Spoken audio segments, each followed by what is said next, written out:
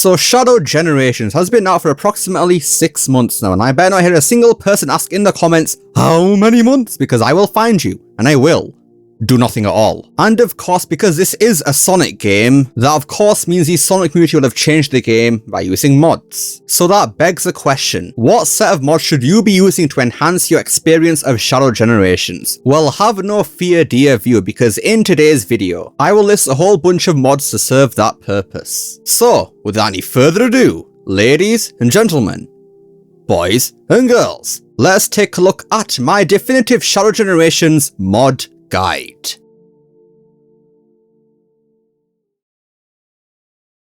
So to start off with, how do you apply mods to Shadow Generations? Now because this game is running off of the Hedgehog Engine 2, that means we will be once again using the Hedge Mod Manager. And before we get into the specific mods that you should be downloading for this game, let's get into the Hedge Mod Manager codes first. So heading over to the code section over here, looking into animation, I personally recommend the Bouncy Jump Ball code first, which applies the kind of bounce that the jump ball has in the double jump to the irregular jump, making a simple jump be satisfying to look at. And then the next code from animation is Disable Flying Boost Fall. And you know how in Sonic Unleashed and Sonic Generations where when Sonic boosts off a platform, he actually has a falling animation for that? Well, for some reason, games after Generations remove that entirely, so putting this code on makes sure to go into his falling animation when boosting off an incline. Then going over to the camera section over here, we have Smooth Camera, which smoothens up all the camera transitions in the game, making the game feel just a whole lot more cinematic. Another thing that was once again lost after Sonic Generations. Then heading over to the fixes section, we have Fixed Grind Step Magnetism. And this fix is a very small but noticeable thing when Shadow switches between rails. It's this little pause that Shadow does here in the air before actually connecting to the grind rail. Don't know why that's a thing in this game, but yeah, this thing fixes that of course. And now for the next code, head over to Graphics and then Display and then go and put on Disable FPS Limit in cutscenes. And what this does is disable some of the frame rate limits in some of the cutscenes in the game, because for whatever reason they are capped at 30 FPS. Then heading over to Quality in the same graphics section, put on Force 4K Video Playback. And all this will do is slightly increase the quality of pre-rendered cutscenes in the game, because usually in Sonic games the pre-rendered cutscenes kind of look a bit crappy, so putting this on will kind of make them look a bit better in terms of sharpness and resolution or whatever. And now for the final section over in System, basically put on all of these ones on. Always hide mouse cursor, always run in the background, and what they do is self-explanatory. I mean, it hides the mouse and then makes it run in the background when you tab out the game. And then for boot directly to title, it skips all the Sega logo, Sonic Team logo at the start of the game, because we don't need to waste all that time watching that every single time we open up the game, because time is money, so save as much as that as possible. And then for disable keyboard input and mouse input, it does once again what it says on the tin. Obviously if you play on keyboard and mouse, then don't put this on, because well, then how are you going to play the bloody game, mate? But if you're a controller player like myself, then I recommend turning these on. And now that is pretty much all the codes I recommend putting on. So now we go into the actual mods in today's video. Starting off with the Movie Shadow Remake mod by Matt Crafts. And it does what it says on the tin. Remakes the Movie Shadow model completely in the game to actually look, you know, good, because admittedly the Movie Shadow model in the game looks kinda crappy. I mean, all that unnecessary Fresnel all over his fur, his face just looks weird, but now with this mod that is no longer an issue, and I must say it's pretty much nearly flawless. I think the only issue I have with this one is basically the skin tone, because I think it looks a bit too light for Shadow. This might suit Sonic a better, but for Shadow I think it's supposed to be a bit more darker, but apart from that, yeah, it's a great mod. And it even comes with a brand new boosting animation for skating, recreating Shadow's skating animation from the movie. But now we turn to Weasley's Shadow Edits by Shock Weasley. And this mod slightly tweaks Shadow's animations and his model in the game, giving him his fang that he's supposed to have, tweaking the amount of Fresnel, aka the white outline around him, and then once again giving him a skating animation for his boost. Overall, a great mod, got really no complaints with this one. Next up we have Alternative Terios from Super Fanto, and this changes Terios' model to make it look like how we actually thought it was going to look like. Because in my opinion, I really don't think the Terios quills on the original model look very good. It looks really stupid on him, and it just doesn't look good, mate, in my opinion. So this one actually makes it look like Sonic's quills, but way longer, and honestly, some people might think it looks a bit weird, but honestly, I think for a Terios skin, these quills look kinda sick, I'm not gonna lie. I wouldn't want it on Sonic because, again, they're a bit too bloody long, but yeah, this looks cool, man. I think that's very cool. And then as a bonus, you could even change the animation for running and boosting to just running, because Terios skating with regular shoes on makes no sense. And for the next mod, we have Faithful Mephiles by Wizard Lizard. Blizzard, making his colours look more accurate to the 06 version of him. For example, making the glow in his eyes actually glow, and then also reducing the Fresnel on him because once again, just like pretty much everything in this game, why was the white outline on Mephiles so strong? Like, it should be somewhat there, but not that much. Like, that just looks cheap and not nice. But yeah, with this mod, once again, that is no longer an issue. Woohoo. Now, this next mod isn't necessarily essential for the game, but for some people it might be, which is Shadow with a Gun by Rocky Mods Epic. Yeah, Shadow he's got a gun now. Yay. And it even has a gun sound effect when you shoot the Chaos Spear. How beautiful. And now for this next mod, this actually might save the entire game for a lot of people because at this point in time, this game was actually unplayable up until this mod came out, which is Purple Swords by Anonymous. And what this mod does is a huge change by turning the red swords of these enemies into purple, just like they were in Shadow the Hedgehog 2005. Like I said, a game-changing mod, man. Game-changing.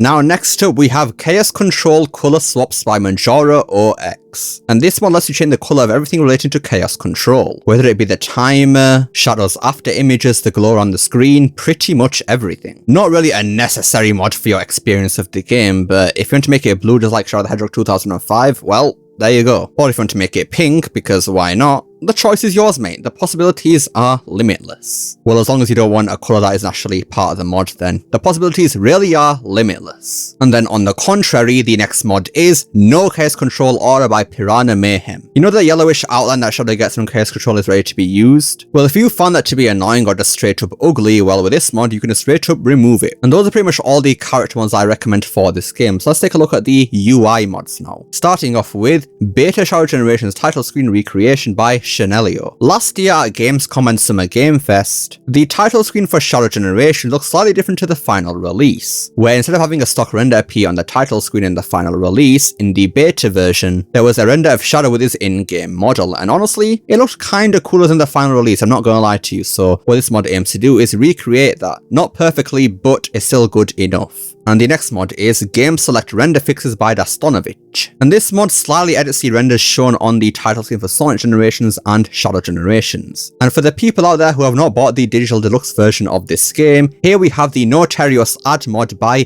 Hejinka, which removes the Terios advert on the title screen if you haven't bought the digital deluxe version. And now next up we have Japan Key Art title screen by Rush HQ. Again, does what it says on the tin. Change the boring looking title screen that the people in the West got with the Japan Key Art looks so much better. It's so gosh darn beautiful, man. I love this render. Now for the next mod, once again, a complete and utter game change. Bringing the game from like a 1 out of 10 all the way to 11 out of 10, honestly, man. It's such a game changing mod. And the mod is Luminous Forest Fix by Prod NW. In the jukebox for Shadow Generations, Luminous Forest appears in the list, but for some reason, they spelled Luminous wrong. Darn it, Kishimoto, you beast. What were you doing? Actually, you know what? No, leave Kishimoto alone, actually. Ian Flynn! What do you mean you misspelled Luminous? Get him out of the studio, bro. Kick him off the development team. Horrible mistake. Horrible. So yeah, this mod fixes that mistake and boom. Game is now perfect 10 out of 10.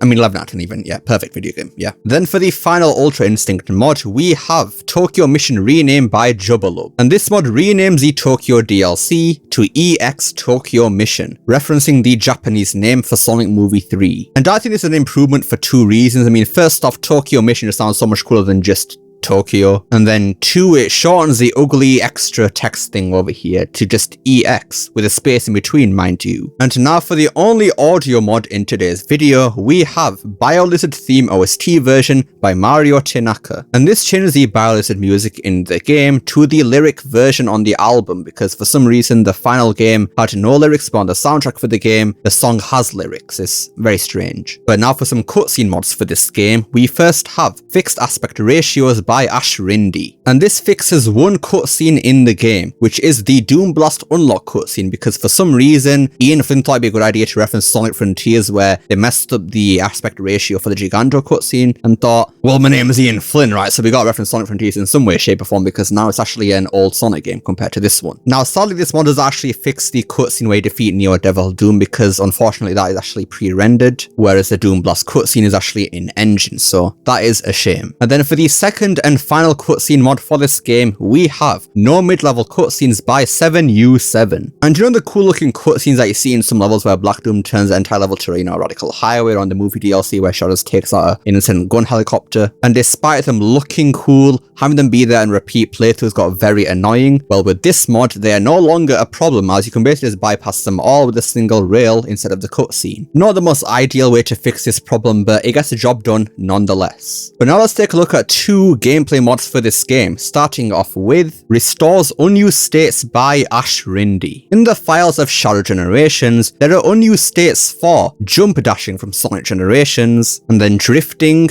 drop dashing, light speed dashing, and jump stomping from Sonic Frontiers. And what this mod does is restore 4 out of 5 of those unused states, excluding the drop dash, unfortunately. But just as a small side note, if you do want the drop dash in this game, it can be enabled in the Hedge Mod Manager code, so it's there for you right there. But in terms of everything else, it's all here in this mod. And they all work pretty well for this game. Well, all except the drift. Because this game wasn't really made with the drift in mind, just chucking it in here doesn't really add anything to the game, and especially because the drift in this game kind of controls like arse, because it's from Sonic Frontiers, so that makes sense. But yeah, everything else, I'd say it's worth having in this game, so go crazy. And then for the final gameplay mod for this video, we have Manual Loop by Invalid File. Now in Whitespace, there's one specific loop that Shadow cannot clear without some form of automation, that being this one right here. And it's weird because this game's actually built off of Sonic Frontiers obviously, and if you were to place this in Sonic Frontiers, Sonic would clear it no problem. But to my knowledge, for some reason they don't actually tag this loop as one that can actually clear normally in Shadow Generations, so what this mod does is make it so you can actually clear it without any automation. Woohoo! Game fixed once again. Now it's a 12 out of 10. But now to end off this video, we have a selection of visual mods. Starting off with the movie DLC LUT by Existing Being. And what this mod does is it changes the way Tokyo looks in the game to resemble more closely to the Sonic movie. And I must say, it looks a whole lot nicer. I originally thought Tokyo was very close to the Sonic movie in the game anyways, but this mod proved me wrong because it looks a whole lot better with this new LUT. Then next up we have a big one, which is Challenge Acts Plus by Charcoal. And you know how in Sonic Generations where some challenge acts in that game would change the time of day of the levels, and how that was not the case in Shadow Generations? Well, with this mod, that is no longer a problem for Shadow Generations. Because bar Space Colony Arc, because it's in space, every single challenge act in the game has different lighting and different effects to the original level. And that also includes the hard mode variants of the challenge acts and also the hard mode variants of the boss fights in the game. And yeah, it just makes the grueling process of doing all these missions in your playthrough of the game just a bit less tiring, as now every single one of these challenge acts has something new to look at. But now next up we have Twin Needle FX edits by Jav.Wave. And just as a quick side note, at the time of recording this video, this mod is currently in development, as only Whitespace, Space Colony Arc and Rail Canyon are affected. But the mod is still being worked on, so just bear that in mind. What this mod does is basically change some small things about the game's visuals to make things pop a whole lot more. Now admittedly, this mod can get a bit overbearing sometimes in some areas, for example in Whitespace and then also in Space Colony Arc's Radical Highway section, but overall I think it does a good job improving the game visually because it does one big thing: removes that darn bloody piss filter, bringing some much needed vibrance to this game's visuals. But I think my favourite part about this mod has to be in Whitespace, because after beating the Biolizard, there's an option in this mod to change the Whitespace into blue space, resembling some official artwork of Shadow Generations as Whitespace. And I must say, again, it can get a bit overbearing in some of the dark areas, but when you are in the open, this thing looks flipping beautiful. I know it's supposed to be Whitespace, but who cares, mate? This is Shadow's Whitespace. He can do whatever the hell he wants, and this thing, yeah, this is what I want to see right now. Now for the next mod, we have Higher Quality Boost Motion Blur by Jav.Wave. And it does what it says on the tin for the 1000th time. It makes the boost motion blur higher quality. Next up we have Rainy Kingdom Valley by Mason M526. And it essentially makes Kingdom Valley rainy. Wow, who could have guessed that? And it looks pretty nice, I must say. And then also by Mason M526, we have Sunset Kingdom Valley Act 2. And it makes Kingdom Valley Act 2 have a sunset. Wow, who could have seen that coming? No way. And for the final visual mod for this game, we have Unrestricted Stage Cam by True Falses. And this one basically gives you a free camera throughout the entirety of the game. No camera pans, no nothing. And because this game has no free cam that I'm aware of just yet, this seems like a pretty useful thing to have if you want to take like screenshots of the game or something, so There you go. But with that is the end of my definitive Shadow Generations mod guide. Before saying anything else, I would like to give a huge shout out to the Sonic modding community because they truly are something else, man. But yeah, let me know your thoughts on this mod list in today's video, and do you have any possible more extensions to this list? Let me know down below. Love to see what you guys have to say. I hope you enjoyed this video. Don't forget to like, share, subscribe, especially that last one. Don't forget to become unleashed by hitting that join button down below. And remember, it's not necessary.